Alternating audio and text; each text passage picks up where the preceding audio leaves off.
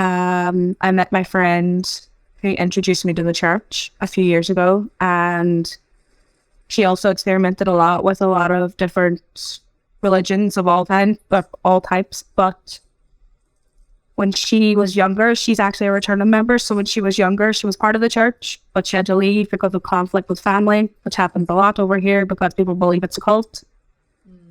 There's a lot of stories of people thinking that there are secret tunnels that men will kidnap blonde-haired, blue-eyed girls and take them to Salt Lake City. Wow.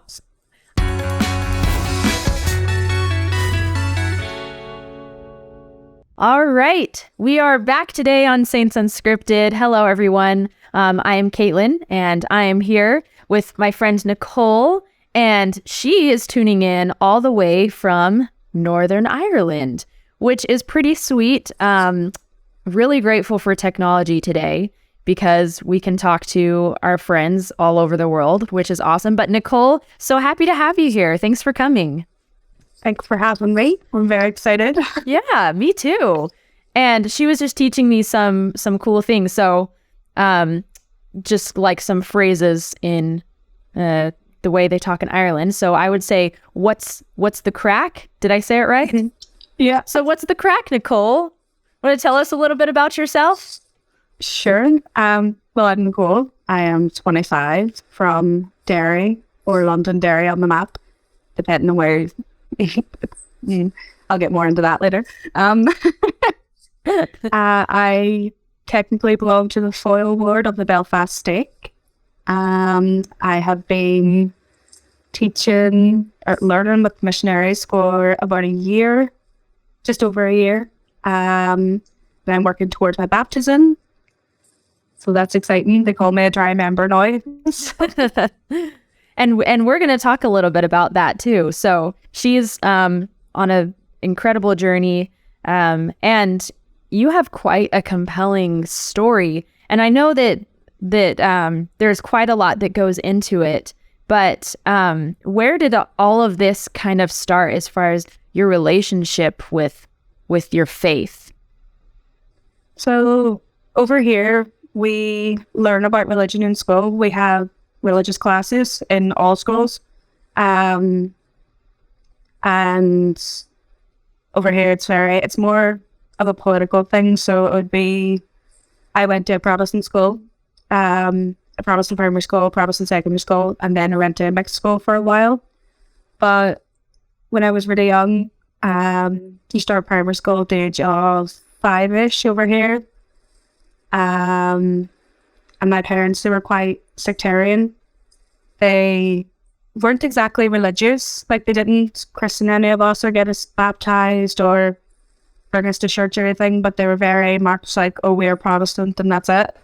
And when I was younger, I didn't really understand that. I didn't really question it because it's what your parents say, so you just kind of agree with it. Yeah.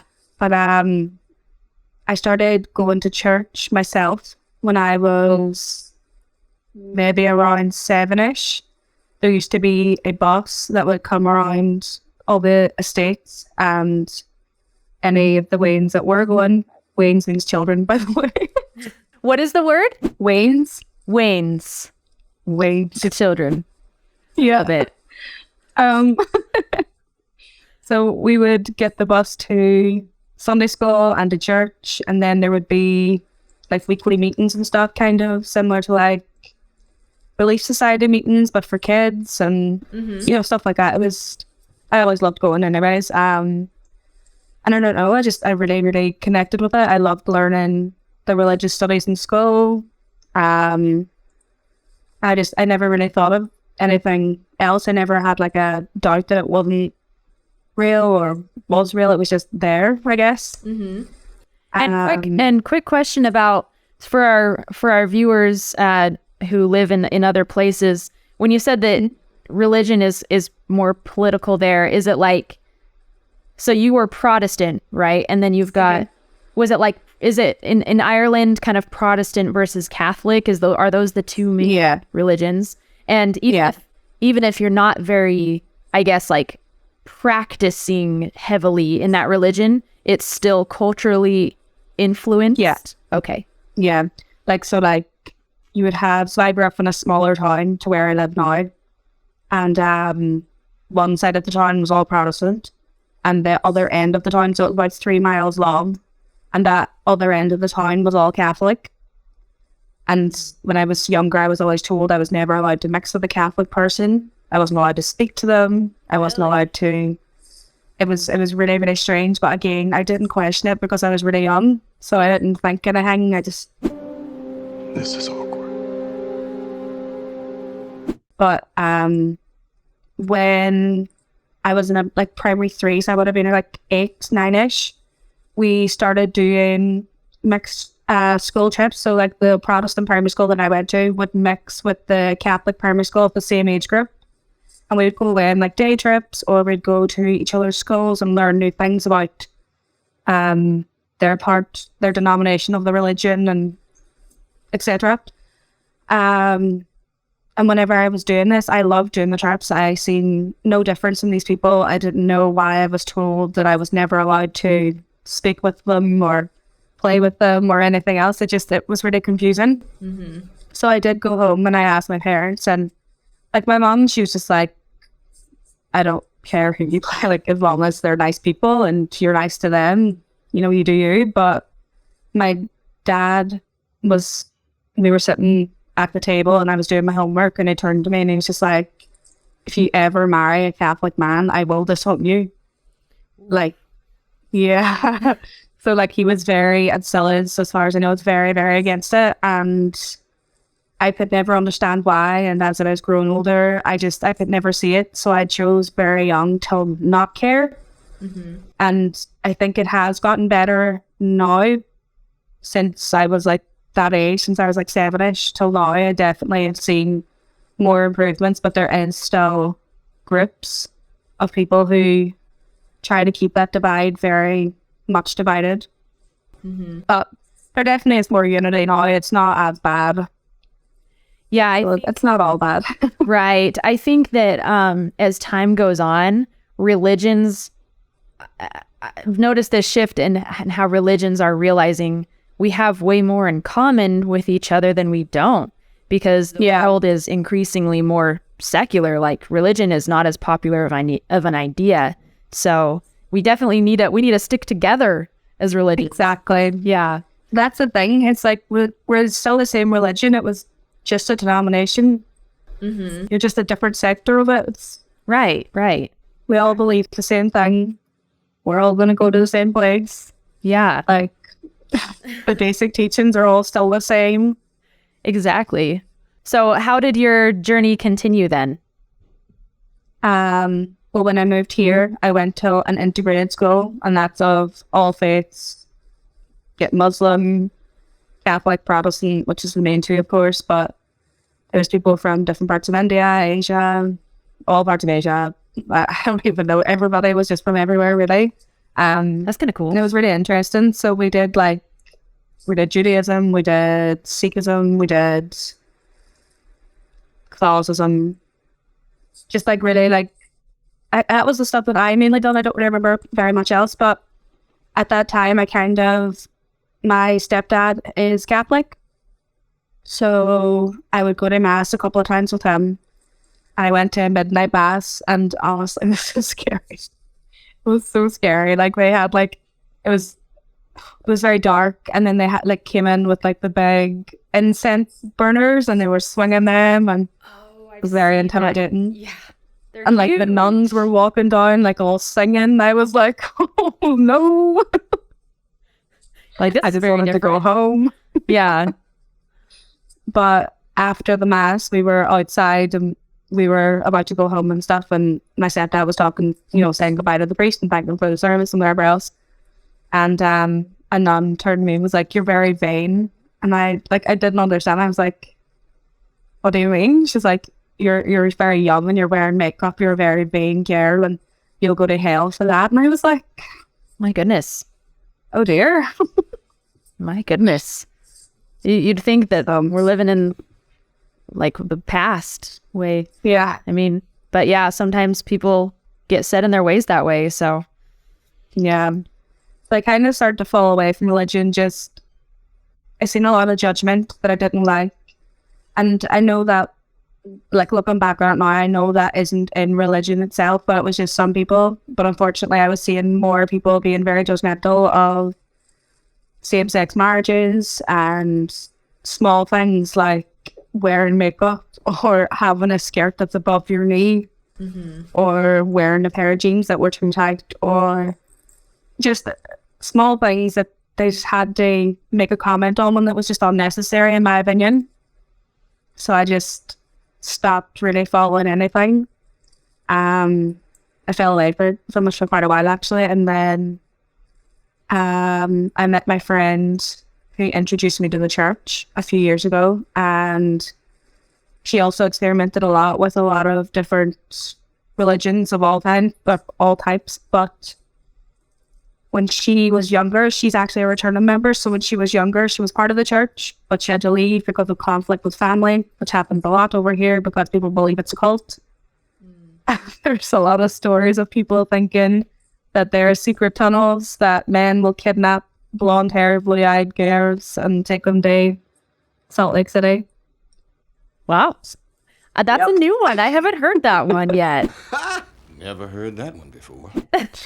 Yeah, that's the one I was told a lot about. I was like, oh, I would love to see these secret tunnels, but okay. Secret tunnel. Anyway, it's on Avatar: The Last Airbender. Secret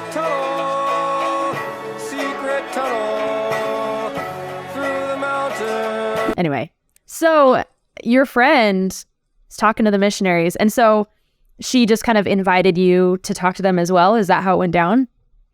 Yeah, so pretty much she was like, can you come along to a Zoom call with me? Because she would get very scattered in a conversation, and she'll start a conversation, but she'll jump to like 10 other ones. And people, if you don't know her well enough, they'll get confused. So she had already knew one of the missionaries for long enough, but it was just during a transfer. A transfer just happened. So a new girl came in, and she had asked me to come and sit in with the call, and she wanted my opinion as well, because I do try to be as open-minded as possible. I'm very open-minded about everything. Like, I'll give everybody a chance to explain whatever they want to do or whatever. And she was worried that, like, her old friends and some of her family, that I would stop talking with her because she was joining the church, and she was worried that she would not have my family anymore or have me. So I said I would come along, and it was with one of the sister missionaries who I instantly connected with, and we're still friends. She's home now. She's called Samantha Thompson. I absolutely adore her. I love her, I really do. And I connected with her straight away, and you know, the girls were very open. They let me ask 101 questions about, like, the tea and coffee thing. I think that was the first question I asked, like, why can't you drink tea and coffee? Is it about caffeine? Can you not just drink decafs? Like, yeah, I know. It's and the missionaries are like, well, the prophet asked us to, and that's what we know. They were just like, yep. Well, I don't know.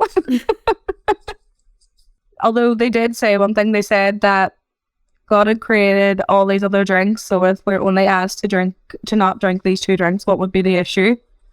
And that stuck in my mind from then. I was like, yeah, you know what? That makes sense. Well, that explains a lot. Yeah. Yeah, but I don't know, like, when they started doing the first teaching, the word of wisdom, I was already doing that by choice, pretty much. The only thing that I didn't stick to was tea and coffee. Well, I don't drink coffee, but tea. But I don't drink it anymore anyway, so it wasn't that big of a deal. And then they invited me to start reading the Book of Mormon, which I've done, and I just finished it at the start of the new year. Oh, awesome. Yeah. And there was a certain scripture, I don't know whereabouts it is. I think it's pretty early on, so it might be in either first or else second Nephi, but it's about, you'll know the church is true by the people in it. So it's like something about the fruit of the church or whatever.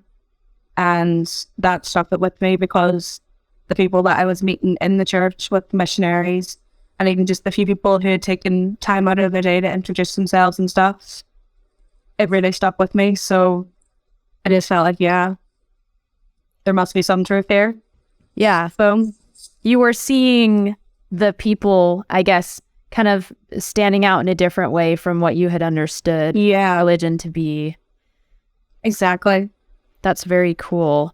And so how has it been your journey? You've said you've spoken to the missionaries for a while now, and how have you been growing in your faith or just relying on the Lord for these last few months, several months? So I have an anxiety condition called agoraphobia, and it stops me from leaving the house. I haven't been able to leave the house properly for any reason in about 4 years. It's a long yeah. Do you go out in your yard? Can you go outside? Yeah, I can do that. Okay. I can do that now. Get some sun. It was hard at the beginning.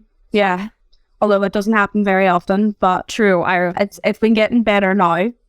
So it has been getting out more often. That's good. But for 4 years, it's just been like a continuous build up of fear. Mm-hmm. And it's became more of an issue. But the missionaries have actually been helping me as well to get out. And I've made it further each time, and each time I'm making it further towards, we're making it towards the church. Oh, like physically walking. Yeah. Oh, that's awesome. Yeah. Baby steps. Exactly. Yeah. So what they say is I'm taking literal steps towards the Lord. Like people say it figuratively. Yeah. It's quite literal for me. Yeah. So I'm literally trying to make it to the church to get baptized. That's so cool. Yeah. What? But, go ahead. Oh, I was just going to talk about when it first started and stuff. Yeah, go ahead. Yeah. Oh, okay. So my anxiety and stuff started when I was 15. It just literally came out of nowhere. I was in the town with my friends, and I just started to feel sick, and I literally ran home. I'm not somebody who runs, but I ran home from the town to my mum, and I just ran into her room, and I was like, something's wrong with me. I can't breathe. I don't feel well. And instantly she knew something was wrong. She knew it was a panic attack.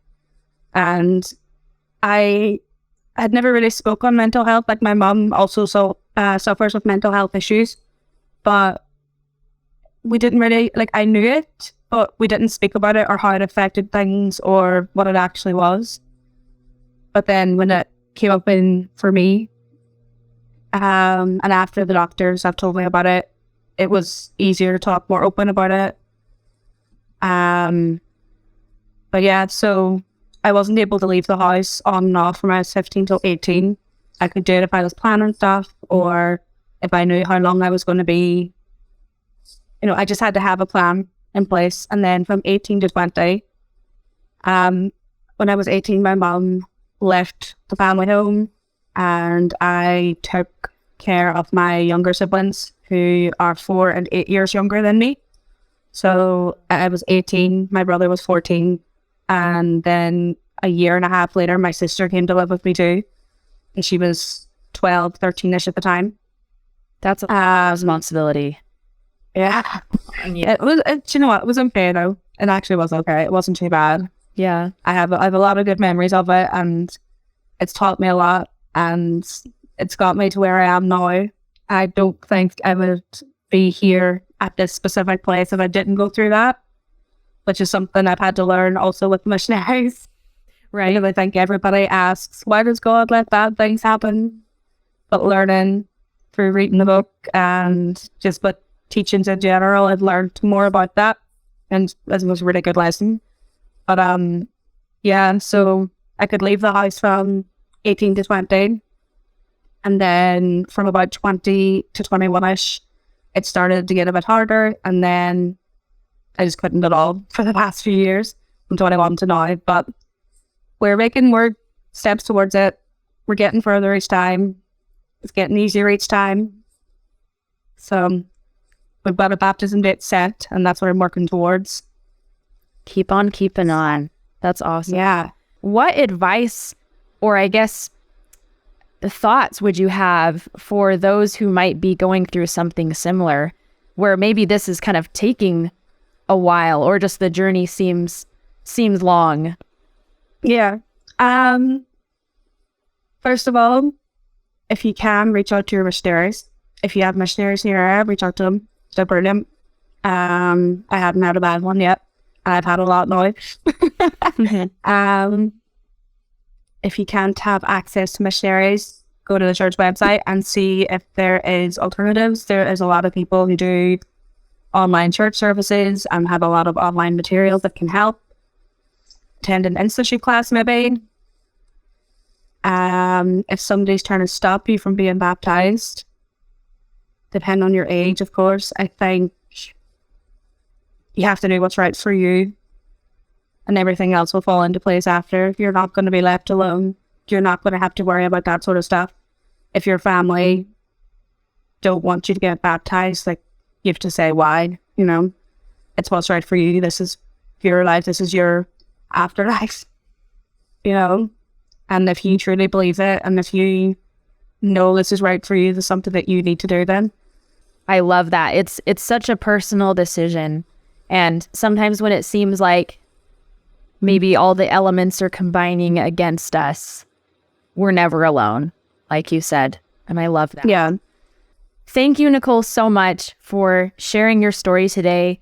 And honestly, I'm inspired by your faith and by your just drive to keep going. So I want to wish you baby steps and luck in your journey that you're continuing to have. And thank you again for joining us today. Thank you. And everyone out there, if you have questions for Nicole, go ahead and put them in the comments. Or if you're going through anything similar, we love to come together and talk about things we're going through. So anyway, we hope you all have a fabulous day. Go ahead, like, subscribe, and leave a comment if you can, and we will catch you next time. Stay grand, everyone, as the Irish would say. I probably didn't say that right. Be grand. No, did I? Anyways, we will. Okay. Goodbye, everybody. Goodbye.